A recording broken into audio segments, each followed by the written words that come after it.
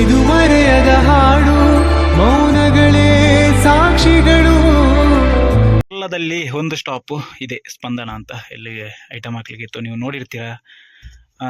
ಮತ್ತೇನಪ್ಪ ಅಂತ ಹೇಳಿದರೆ, ಅದೇ ನನಗೆ ಯಾವ ಥರ ತಲೆ ಹಾಳಾಯ್ತು ಅಂತ ಹೇಳಿದರೆ, ಎಂತ ಗೈಸ್ ಈ ಥರ ಮಾಡಿದರೆ ಒಂದು, ಈಗ ನನ್ನ ವಿಡಿಯೋಗಳನ್ನೆಲ್ಲ ಈಗ ಜಾಸ್ತಿಯಾಗಿ ಡ್ರೈವರ್ಗಳೇ ನೋಡ್ತಾ ಇರ್ತೀರ.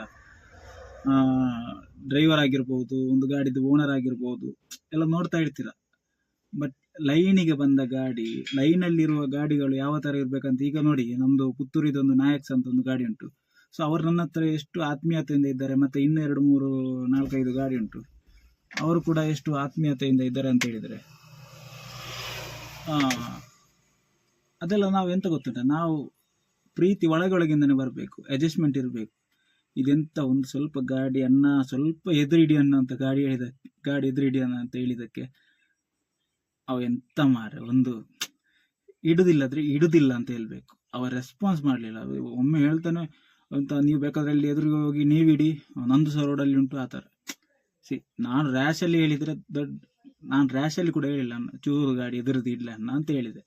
ಸೊ ಅದಕ್ಕೆ ಸುಖ ದೊಡ್ಡ ಮಾತಾಡಿದ. ಗೊತ್ತಾಗ್ತದೆ ಇದೆಲ್ಲ. ಯಾವ ಗೊತ್ತಾಗ್ತದೆ ಅಂತ ಹೇಳಿದರೆ, ಒಂದು ದಿವಸ ಲೈನ್ನವರಿಗೆ ಉಪಕಾರಕ್ಕಾಗೋದು. ಒಂದು ಗಾಡಿ ಹಾಳಾದರೆ ಹಿಂದೆಯಿಂದ ಗಾಡಿ ಬರುವ ಲೈನ್ನ ಗಾಡಿಯವರೇ ಉಪಕಾರಕ್ಕಾಗೋದು. ನನ್ನ ಉಪಕಾರಕ್ಕೆ ಸಾಗಿದ್ದಾರೆ, ನಾನು ಸಹ ಎಷ್ಟೋ ಜನರಿಗೆ ಉಪಕಾರ ಸಹ ಮಾಡಿದ್ದಾನೆ. ಸೊ ಇಂಥವ್ರು ಒಮ್ಮೆ ಸಿಕ್ಕಬೇಕು ನನಗೆ. ಬಟ್ ಉಪಕಾರ ಮಾಡೋದಿಲ್ಲ ಅಂತ ಇಲ್ಲ, ಮಾಡ್ತೇನೆ. ಬಟ್ ಆ ಉಪಕಾರ ಮಾಡುವಾಗ ಅವರಿಗೆ ಮನಸ್ಸು ಚುರುಕನ್ಬೇಕು, ಆ ಥರ ಆಗಬೇಕು. ತುಂಬ ಬೇಜಾರಾಗಿತ್ತು. ಫಸ್ಟ್ ವಿಡಿಯೋ ನೋಡ್ತಾ ಇದ್ದರೆ ದಯವಿಟ್ಟು ನೀವೊಂದು ಡ್ರೈವರ್ ಆಗಿ ಡ್ರೈವರಿಗೆ ಮರ್ಯಾದೆ ಕೊಡಲಿಕ್ಕೆ ಕಲಿಯಿರಿ ದಯವಿಟ್ಟು, ಗೊತ್ತಾಯ್ತಾ? ಒಂದು ಗಾಡಿ ಎದುರಿಟ್ರೆ ಎಂತ ಅಪ್ಪನ ಗಂಟು ಹೋಗುದಿಲ್ಲ. ಬನ್ನಿ, ದುಡ್ಡು ತೆಕೊಂಡು ಬಂದಾಯಿತು, ಚಲೋ. ಕಕ್ಕೆಪದವು ಜಂಕ್ಷನ್ಗಿಂತ ಒಂದು ಅರ್ಧ ಕಿಲೋಮೀಟ್ರು ಮುಂಚೆನೇ ಇದ್ದೇವೆ ಅಂತ ಹೇಳಿದರೆ, ಇನ್ನು ನಮಗೆ ಕಕ್ಕೆಪದವು ಸಿಗಬೇಕಷ್ಟೇ. ಆ ಗ್ಯಾಪಲ್ಲಿ ಇಲ್ಲೊಂದು ಅಂಗಡಿ ಇತ್ತು ನೋಡಿ, ಆ ಅಂಗಡಿ ಬಂದು ಸೊ ಅವಾಗ ಐಟಮ್ ಹಾಕ್ಲಿಕ್ಕಿತ್ತು. ಇಷ್ಟೊತ್ತದೇ ಆಯಿತು ಮಾತಾಡಿ, ಮ್ಯಾನೇಜರ್ ಹತ್ರ ಮಾತಾಡಿ ಒಂದು 10 ನಿಮಿಷಗಳ ನಂತರ ಇಟ್ಟು ಹೋಗಿ ಅಂತ ಹೇಳಿದರು. ಸೊ ಇದೇ ಅಂಗಡಿಗೆ ಹೌದರಕ್ಕು ನೀಚರಕ್ಕು ಇದೇ ಅಂಗಡಿಗೆ ಹಾಕ್ಲಿಕ್ಕಿದ್ದದ್ದು. ಇವರು ಯಾವತ್ತೂ ಸಹ ಇರೋದಿಲ್ಲ. ಆ ಕಡೆ ತರಕಾರಿ ಅಂಗಡಿಯವರು ಇದ್ದರೆ ಹಣ ತಗೊಳ್ತಾ ಇದ್ವಿ ಫಸ್ಟಿಗೆ. ಬಟ್ ಇವತ್ತು ಬಿಲ್ಲು ಸ್ವಲ್ಪ ಜಾಸ್ತಿ ಉಂಟು, ಒಂದು 3,000 ತನಕ ಬಿಲ್ ಉಂಟು. ಅದಕ್ಕೋಸ್ಕರ ಅವರ ಹತ್ರ ಹಣ ಇಲ್ಲ ಅಂತೆ, ಅದಕ್ಕೋಸ್ಕರ ಅಲ್ಲಿ ಇಡ್ಲಿಕ್ಕೆ ಹೇಳಿದರು ಮ್ಯಾನೇಜರ್. ಇನ್ನು ಅವರಿಗೆ ಬಿಟ್ಟದ್ದು. ಈಗ ಇನ್ನೊಂದು 2-3 ಅಂಗಡಿ ಉಂಟು ಇಲ್ಲಿ ಕಕ್ಕೆಪದವಲ್ಲಿ. ಅದನ್ನು ಆದಷ್ಟು ಬೇಗ ಮುಗಿಸುವ. ಊಟ ಆಗಲಿಲ್ಲ, ಗಂಟೆ ನೋಡ್ಬೋದು 1:50 ಆಯಿತು. ಕಕ್ಕೆಪದವಲ್ಲಿ 2ನೇ ಪಾಯಿಂಟ್ ನೋಡ್ಬೋದು, ಇದೇ ಅಂಗಡಿಗೆ ಹಾಕ್ಲಿಕ್ಕಿದ್ದದ್ದು. ಇವರು ಕೂಡ ಬಂದು, ಬಟ್ ಆ ಕಡೆ ಅಂಗಡಿಯವ್ರ ಹತ್ರ ಅಮೌಂಟ್ ಕೊಟ್ಟಿದ್ದಾರೆ ಅಂತೆ. ಅದನ್ನು ತಗೊಂಡು ಇಲ್ಲಿ 2 ಅಂಗಡಿ ಉಂಟು, ಒಂದು ಪಂಚದುರ್ಗ, ಒಂದು ಬಾಂಬೆ ಅಂತ. ಬಾಂಬೆಗೆ ಸ್ವಲ್ಪ ಜಾಸ್ತಿ ಐಟಮ್ ಉಂಟು. ಇದು ನಮ್ಮ ಆ್ಯಕ್ಚುಲಿ ಎದುರೋದ್ರೆ ಕಕ್ಕೆಪದವು ಜಂಕ್ಷನ್ ಸಿಗ್ತದೆ. ಸೊ ಚಲೋ ಗೈಸ್, ಐಟಮ್ ಹಾಕಿ ಆಯಿತು. ಇವರು ಕೊಡ್ತಾರೆ ಅಂತೆ ಅಮೌಂಟು. ಅಲ್ಲಿ ಅಡಿಕೆದೊಂದು ಸುಪಾರಿ ಅಂಗಡಿ ಉಂಟು, ಅವರು ಕೊಡ್ತಾರೆ. ಇವರು ಈ ಥರ ಓಪನ್ ಇಟ್ಟು ಎಂತ ಮಾರೆ ಗಾಳಿ ಆಡಲಿಕ್ಕೆ ಇಟ್ಟದ್ದ ಅಂತ. ಕರೆಕ್ಟಾಗಿ ಕಕ್ಕೆಪದವು ಜಂಕ್ಷನಲ್ಲಿದ್ದೇವೆ, ನೋಡ್ಬೋದು. ಅದು ಕಕ್ಕೆಪದವು ಜಂಕ್ಷನ್. ಬಸ್ ಎಲ್ಲ ಅಲ್ಲಿ ನಿಲ್ತದೆ ನೋಡಿ, ಅಲ್ಲಿ ಕಾಣಿಸ್ತಾ ಇರ್ಬೋದು. ನಮಗೆ ಇಲ್ಲಿ ಸರ್ಕಲ್ ಒಂದು ಕಾಣ್ತಾ ಉಂಟಲ್ಲ, ಅಲ್ಲಿ ಲೆಫ್ಟ್ ಹೋದರೆ ಬಾಂಬೆ ಮಾರ್ಟ್ ಅನ್ನೋ ಸಿಗ್ತದೆ, ಅಲ್ಲಿಗೆ ಐಟಮ್ ಹಾಕ್ಲಿಕ್ಕೆ ಉಂಟು. ವಿಷಯ ಏನಪ್ಪ ಅಂತ ಹೇಳಿದರೆ, ಯಾವ ಥರ ಬಿಸಿಲು ಹೊಡಿತಾ ಉಂಟು ಅಂತ ಹೇಳಿದರೆ ಕುತ್ಕೊಳ್ಳಿಕ್ಕೆ ಆಗ್ತಿಲ್ಲ ನೋಡಿ. ಮುಖದಲ್ಲಿ ಯಾವ ಥರ ಬೆವರು ಇಳಿತಾ ಉಂಟಂತ, ಆ ಥರ ಬಿಸಿಲು, ಕುತ್ಕೊಳ್ಳಿಕ್ಕೆ ಸಹ ಆಗೋದಿಲ್ಲ. ಡಿಹೈಡ್ರೇಟ್ ಆಗ್ತದೆ ಶರೀರ ಎಲ್ಲ.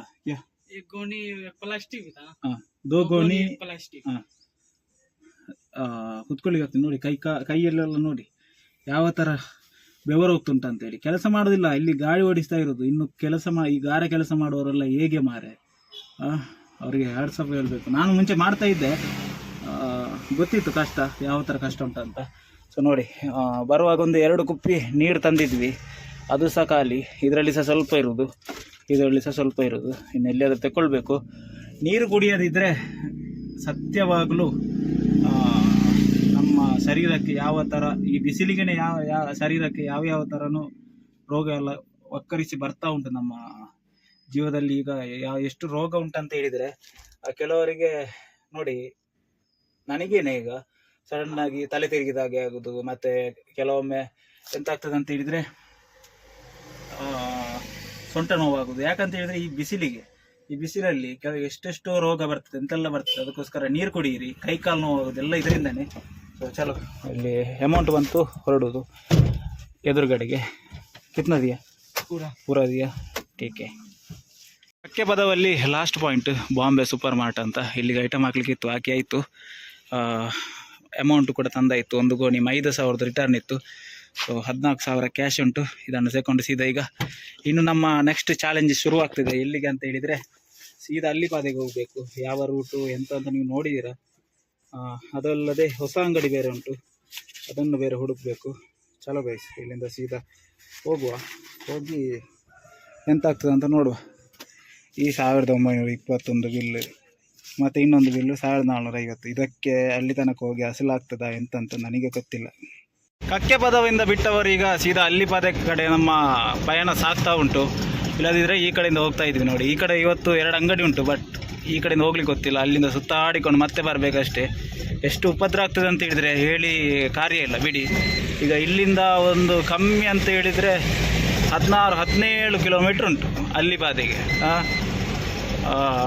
ಅಲ್ಲಿಗೆ ಹೋಗಿ ಮತ್ತು ಅಲ್ಲಿಂದ ರಿಟರ್ನ್ ಮಣಿಯಲ್ಲಾಗಿ ಆ ಕಡೆ ಆಗಿ ಒಗ್ಗಲ್ಲಾಗಿ ಹೋಗ್ಬೇಕಷ್ಟೇ. ತುಂಬ ಲಾಂಗ್ ಆಗ್ತದೆ ಇದು. ಬಟ್ ಓನರ್ಗೆ ಸಹ ಗೊತ್ತಾಗೋದಿಲ್ಲ, ಯಾರಿಗೆ ಸಹ ಗೊತ್ತಾಗೋದಿಲ್ಲ. ಗಂಟೆ ನೋಡ್ಬೋದು 2 ಕಾಲು ಆಗ್ತಾ ಬಂತು. ಸೊ ಫಸ್ಟ್ ಆಫ್ ಆಲ್ ನಮ್ಮದು ಊಟ ಆಗಲಿಲ್ಲ.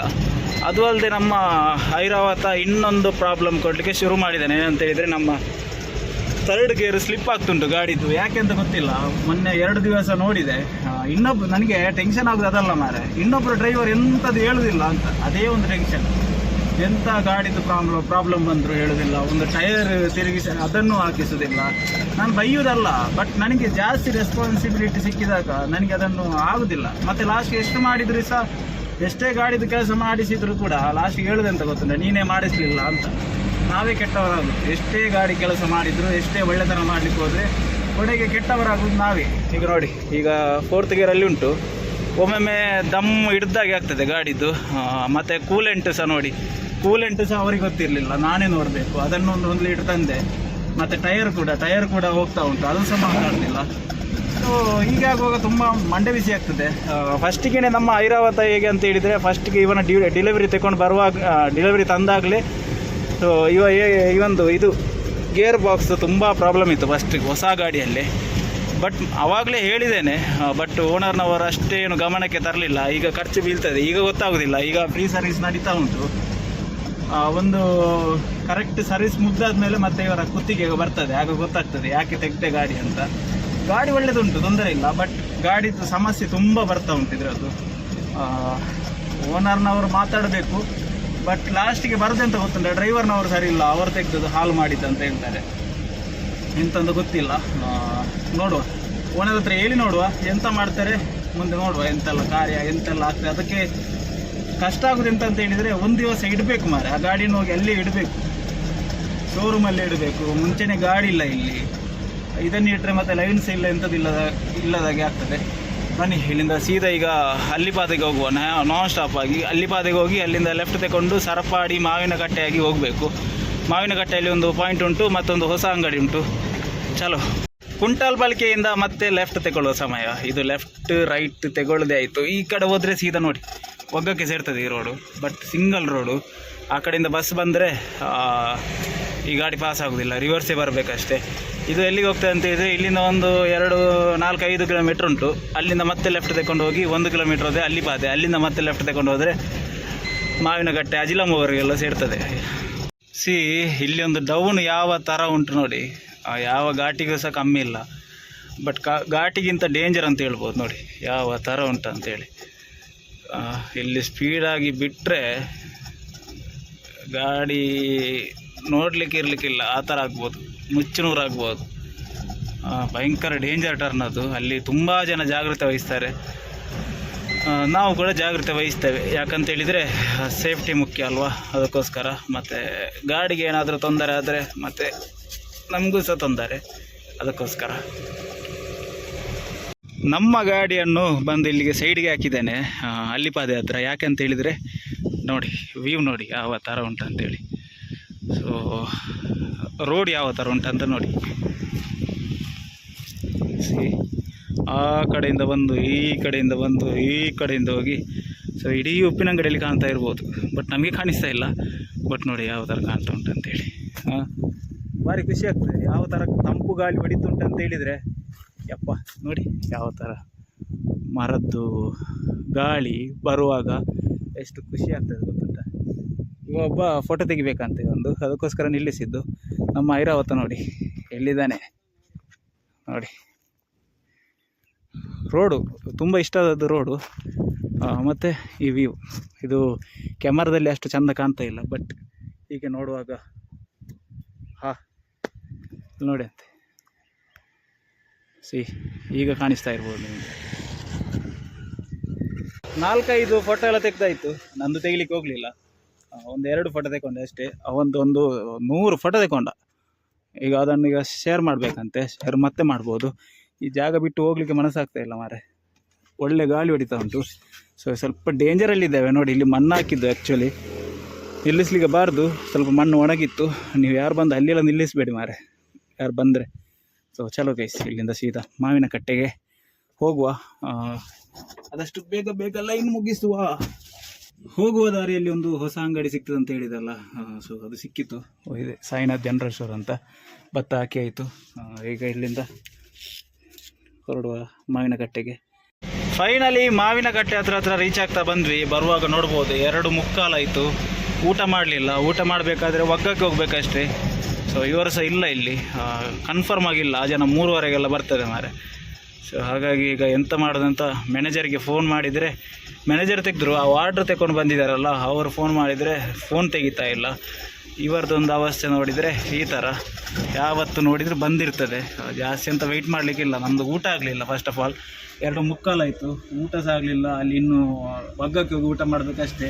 ಈ ಗ್ಯಾಪಲ್ಲಿ ಎಲ್ಲಿ ಸಹ ಇದು ಊಟ ಸಿಗೋದಿಲ್ಲ. ಅದಕ್ಕೋಸ್ಕರ ನೋಡುವ ಎಂತ ಆಗ್ತದೆ ಅಂತ ಮುಂದೆ ಅಪ್ಡೇಟ್ ಮಾಡ್ತೇನೆ. ಫಸ್ಟಿಗೆ ಫೋನ್ ಮಾಡುವ. ಫೋನ್ ತೆಗೆದ್ರೆ ಒಳ್ಳೆಯದು, ಇಲ್ಲದಿದ್ದರೆ ಎಂತ ಅಂತ ಗೊತ್ತಿಲ್ಲ. ಇಟ್ಟು ಹೋಗುದೆ ಸೀದಾ.